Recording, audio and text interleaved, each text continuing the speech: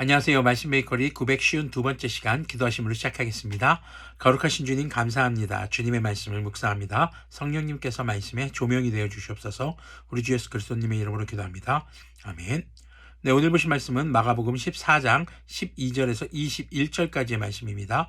무교절 첫째 날에 곧 유월절 양을 잡는 날에 제자들이 예수님께 말하였다.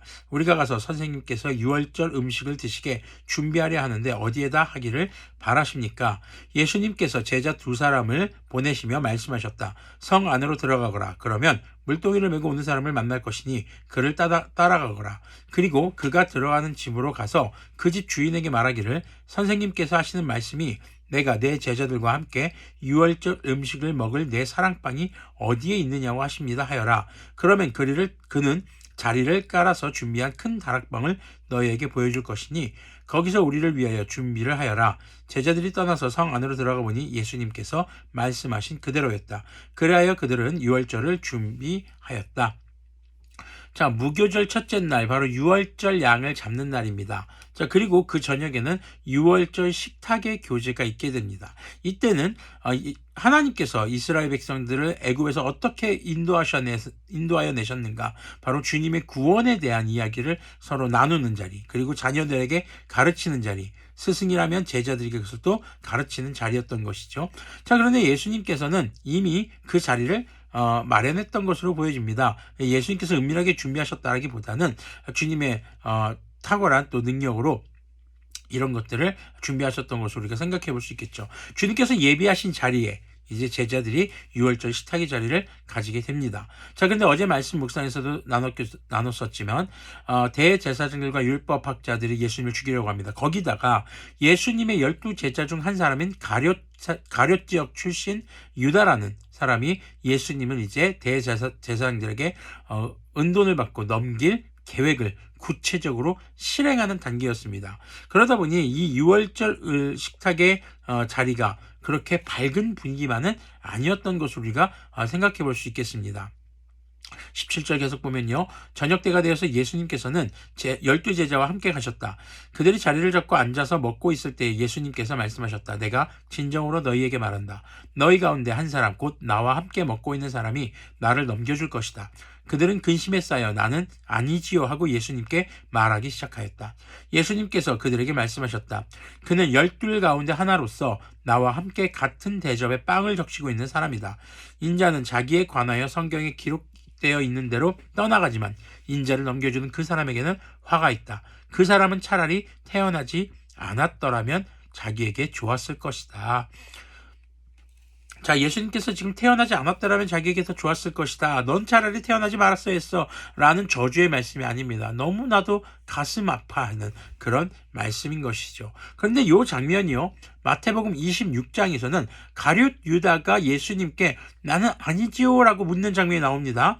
누가복음에서는 유다에게 사탄이 들어간 것으로 기록되어 있고 요한복음 13장에서는 예수님께서 자신을 팔아넘길 사람을 언급하시면서 유다에게 빵 조각을 주십니다. 그때 유다에게 사탄이 들어갔다라고 기록합니다. 자, 그리고 주님께서는 이 빵 조각을 주시면서 유다에게 너다, 바로 네가 나를 팔아넘길 자다라고 계속 언지를 하십니다. 계속보다는 한 번 언지를 하시죠. 근데 주변 제자들은 그걸 제대로 못 알아듣습니다. 근데 유다는 알 수 있겠죠. 자, 이런 사복음서의 내용들을 종합적으로 생각해 보면 예수님은 유다가 예수님을 팔 계획을 실행하고 있다는 것을 아셨고, 자, 그런 행동들은 사탄의 유혹에 유다가 넘어간 것으로 볼 수 있는 것이죠. 그리고 예수님은 그런 유다를 안타까워하시는 것입니다.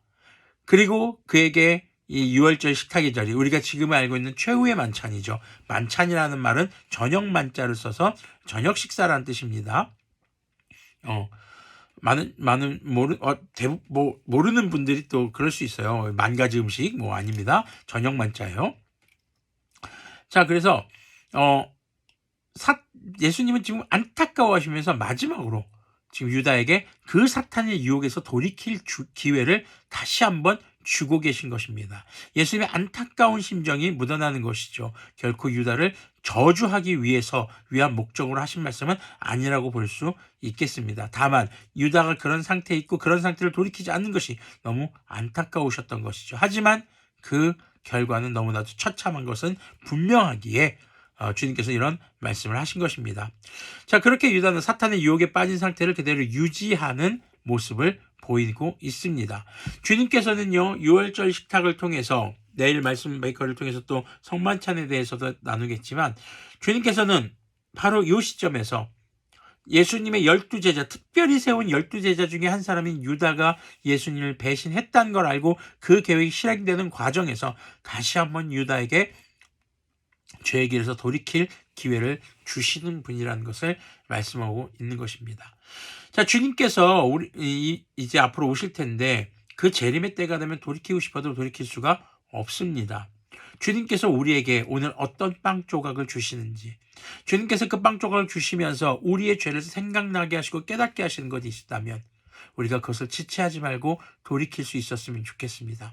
예수님께서 유다에게 이런 말씀을 하시는 것은 정죄의 목적이 아니라 그가 다시 회개의 길로 돌아오기를 바라서 하셨던 말씀이라는 것을 기억하며, 주님께서 우리에게 주시는 오늘 하루의 말씀의 이 빵 조각이 우리를 정죄하고 죽음에 몰아넣는 빵 조각이 아니라 우리를 다시 생명으로 이끄는 생명의 양식이 되기를 소망합니다. 기도하겠습니다. 거룩하신 주님, 감사합니다. 주님께서 우리에게 주시는 그 마지막 기회를 결코 놓치지 않도록 인도하여 주시옵소서. 주님께서 언제 오실지 우리는 알 수 없습니다. 그렇기에 주님께서 이 생명의 말씀을 통해 우리의 죄를 깨닫게 하신다는 것은 우리에게 주어진 마지막 기회가 될 수 있다는 것을 기억하며, 주님, 우리가 우리의 삶을 다시 돌아보고 주님의 안타까운 심령을 깨달아 우리가 다시 주님의 기쁨 가운데 들어갈 수 있도록 그 길을 베풀어 주시옵소서. 우리 주 예수 그리스도님의 이름으로 기도합니다. 아멘. 네, 생명의 양식인 우리 주 예수님, 그 예수님의 말씀이 여러분들을 다시 빛의 길로 인도하실 길을 간절히 소망합니다.